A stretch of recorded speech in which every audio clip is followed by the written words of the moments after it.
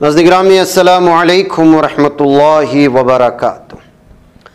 آج کی بات خاص بات میں آپ لوگوں کا استقبال ہے۔ ناظرین گرامی میں انصار عزیز ندوی اس وقت آپ لوگوں کے سامنے دن بھر سے آئی ہوئی کچھ اہم ترین خبروں کی تفصیلات لے کر حاضر ہوں۔ تفصیلات میں جانے سے پہلے آپ لوگوں سے جو درخواست ہوتی ہے اس پر توجہ کرنے کی اپیل کریں۔ مشترکہ قربانی کا اعلان ہو چکا ہے، جن احباب کو اس میں حصہ لینا ہے اور اول دن جو لوگ حاصل کرنا چاہتے ہیں ضرور جلد سے جلد اپنا نام لکھوائیں۔ آئیے پہلی خبر کی جانب بڑھتے ہیں۔ دہلی پردیش کانگریس کمیٹی کے صدر دیویندر یادو نے کہا ہے کہ بی جے پی کی ریکھا گپتا حکومت جھگی جھوپڑی میں رہنے والے مزدوروں اور ریہڑی والوں کے خلاف سخت اقدامات کر رہی ہے، جو اس بات کا ثبوت ہے کہ حکومت غریب مخالف ہے۔ انہوں نے کہا کہ ان مزدوروں نے دہلی میٹرو فلائی اوور، فلک بوز عمارتیں اور ہمارے گھروں کی تعمیر میں محنت کی، مگر اب انہی کے گھروں کو مسمار کر کے بی جے پی نے اپنی اصل تصویر پیش کر دی ہے۔ آپریشن سندور کے بعد پاکستان سے اچانک ہوئی جنگ بندی کے بعد سے اپوزیشن خاص طور سے کانگریس مسلسل مودی حکومت سے تلخ سوالات کر رہے ہیں۔ کانگریس رکن پارلیمنٹ پرنیتی شندے نے جمعرات کو پریس کانفرنس کر کے مرکزی حکومت پر الزام عائد کیا ہے کہ جنگ بندی کے بعد عالمی سطح پر ہندوستان کو بہت بڑا دھچکا لگا، ساتھ ہی ہندوستان کو کمزور بھی دکھایا گیا۔ لوک سبھا میں قائد حزب اختلاف اور کانگریس کی سینئر رہنما راہل گاندھی نے جمعرات کے روز اچانک دہلی یونیورسٹی اسٹوڈنٹ یونین دفتر کا دورہ کیا۔ راہل گاندھی نے نہ صرف ڈوسو کے عہدیداروں سے ملاقات کی بلکہ وہاں موجود طالب علموں سے بھی گفتگو کی۔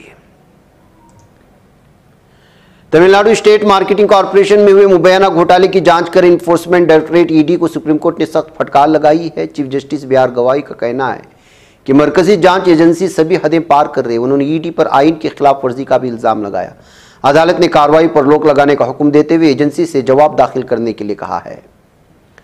22 اپریل کو پہلگام میں ہوئے دہشت گردانہ حملے کو لے کر وزیر خارجہ ایس جے شنکر نے ایک بار پھر پاکستان کو نشانہ بنایا۔ انہوں نے پاکستانی فوج کے سربراہ عاصم منیر کو انتہا پسند نظریہ والا انسان قرار دیا اور ساتھ ہی کھلے طور پر انتباہ کرتے ہوئے جے شنکر نے کہا کہ پاکستان میں دہشت گرد جہاں بھی چھپے ہوں گے انہیں مارا جائے گا۔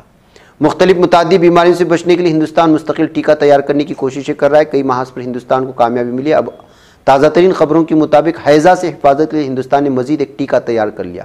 ہندوستانی محققین نے ہیضہ سے بچنے کے لیے جو ٹیکہ تیار کیا وہ سبھی تجربات میں پوری طرح کامیاب ہونے کا دعویٰ کیا جا رہا ہے۔ منی پور میں شیروئی للی مہوتسو میں جاری صحافیوں کو روکنے کا واقعہ طول پکڑتا جا رہا ہے۔ سماجی تنظیمیں، سیاسی پارٹیاں اور دیگر تنظیمیں بھی اس معاملے میں کود پڑی ہیں اور جم کر احتجاجی مظاہرے کیے جا رہے ہیں۔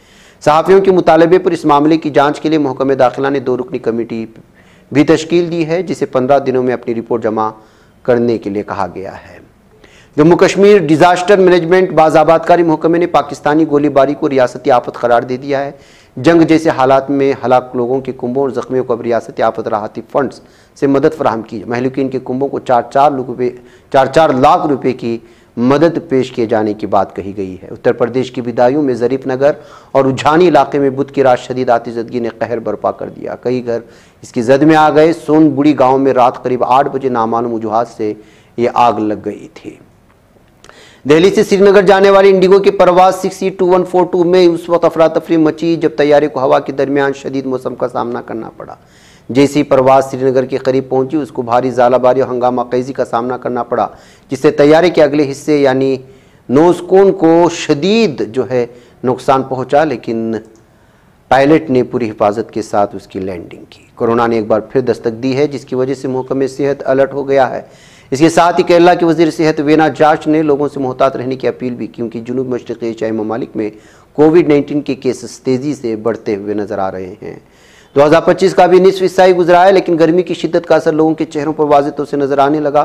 چلچلاتی دھوپ اور جھلسا دینے والی گرمی کی شدت کے درمیان ایک ڈراؤنی حقیقت سامنے آئی۔ دراصل 2024 میں پوری دنیا میں جتنے جنگلات جل کر خاک ہوئے ہیں اس کا کل رقبہ اٹلی کے برابر ہے، یعنی کہ تقریباً 3 لاکھ مربع کلومیٹر سے زیادہ جنگلات خاکستر ہو چکے ہیں۔ یہ اعداد و شمار یونیورسٹی آف میری لینڈ اور گلوبل فارسٹ واچ کے تازہ ترین تجزیے پر مبنی ہے۔ بنگلہ دیش کی معروف اداکارہ نصرت فاریہ ان دنوں سرخیوں میں۔ حال ہی میں انہیں ڈھاکہ ایئرپورٹ سے تھائی لینڈ جاتے وقت حراست میں لیا گیا، تو اس کے بعد فلم انڈسٹری سے لے کر سیاسی گلیاروں میں ایک تہلکہ مچ گیا۔ اب اس پورے تنازع پر نصرت فاریہ نے اپنی خاموشی توڑی اور social media platform Instagram پر ایک جذباتی پوسٹ کی۔ پوسٹ میں انہوں نے لکھا کہ اس مشکل وقت نے انہیں توڑ کر رکھ دیا، لیکن ان کے اندر انصاف کی امید ابھی بھی باقی ہے۔ دہلی اسمبلی اسپیکر وجیندر گپتا کی صدارت میں بدھ کو دہلی اسمبلی کی عمومی مقاصد کمیٹی کی میٹنگ ہوئی ہے، جس میں اتفاق رائے سے ایک تاریخی قرارداد پاس کیا گیا۔ اس قرارداد کے ذریعے ونائک دامودر ساورکر، مہارشی دیانند سرسوتی اور پنڈت مدن موہن مالویہ کی یاد میں ان کی تصاویر دہلی اسمبلی میں لگائی جائیں گی۔ متحدہ عرب امارات اور اسرائیل نے متحدہ عرب امارات سے غزہ کی پٹی کے لیے فوری انسانی امداد دوبارہ شروع کرنے پر اتفاق کیا ہے۔ عرب امارات کی وزیر خارجہ بدھ یعنی کل کے روز یہاں بتایا کہ وزیر خارجہ شیخ عبداللہ بن زائد ال نہیان اور اسرائیلی وزیر خارجہ گیڈن سار نے ٹیلی فون پر بات چیت میں متحدہ عرب امارات سے غزہ کی پٹی تک فوری انسانی امداد کی سپلائی دوبارہ شروع کرنے پر اتفاق کیا ہے۔ ناظرین گرامی، جمعیت علماء ہند کی اتر پردیش اکائی نے ریاستی حکومت کی طرف سے ہند نیپال سرحد کے ساتھ واقع مدارس پر بلڈوزر کے حالیہ اقدام پر اعتراض اٹھایا، اسے آئینی حقوق کی خلاف ورزی قرار دیا ہے۔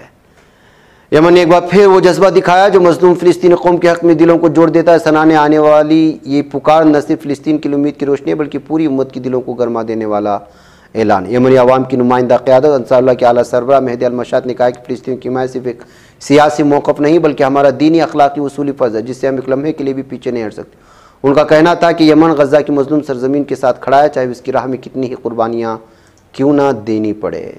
خواب اس ظالم دہشت و صہنی درندوں کی درندگی تھمنے کا نام نہیں لے رہی۔ غزہ کی سرزمین پر جاری نسل کشی کے 594 دن مکمل ہوئے ہیں اور ہر گزرتا لمحہ انسانی تاریخ کی سیاہ ترین داستانوں میں ایک ہولناک باب کا اضافہ کر رہا ہے اور ہر دن سینکڑوں شہید ہو رہے ہیں۔ برطانوی دارالحکومت لندن کی فضا بدھ کے روز اس وقت آہوں اور سسکیوں سے گونج اٹھی جب ہزاروں افراد سڑکوں پر نکلے، غزہ کے زخمی دلوں کی ترجمانی کرتے ہوئے قابض اسرائیل کی سفاکانہ جنگی جارحیت کے خلاف بھرپور احتجاج ریکارڈ کیا۔ یورپ کے باوقار حکومتوں میں ایک اضطراب سا دوڑ گیا جب دنیا کے سامنے انسانیت کے دشمن قابض ظالم صہیونی درندوں نے سفارتکاروں کے احترام کو بھی پاؤں تلے رون ڈالا۔ اٹلی، فرانس، اسپین اور بیلجیم نے بدھ کے روز اپنے یہاں متعین قابض اسرائیلی فلموں کو طلب کرنے کا اعلان کیا تاکہ جنین میں پیش آئے افسوسناک اور خطرناک واقعے کی وضاحت طلب کی جا سکے۔ ادھر ناظرین گرامی، قبضہ ریاست ظالم دہشت گرد اسرائیل کی اعلیٰ عدالت نے اسرائیل کی حکومت کی طرف سے داخلی سیکورٹی ادارے کے سربراہ رونن بار کو غیر قانونی طریقے سے ہٹانے کے فیصلے کو سراسر غیر قانونی قرار دیا ہے۔ ناظرین آج کی بات خاص بات میں اتنا، انشاءاللہ پھر ملاقات ہوگی۔ السلام علیکم ورحمۃ اللہ وبرکاتہ۔ یہ چینل حق نگر بن کر کچل دیتا ہے فتنوں کو، اگر گندی ہو پالیسی تو مرتے دیکھ کتنوں کو، اسی بازار میں بکتے ہوئے دیکھا ہے سپنوں کو، سبھی یکساں ہے یہ پیغام دو غیروں کو اپنوں کو، وطن اہل وطن کا ہے گلے بے خار سیدھی بات۔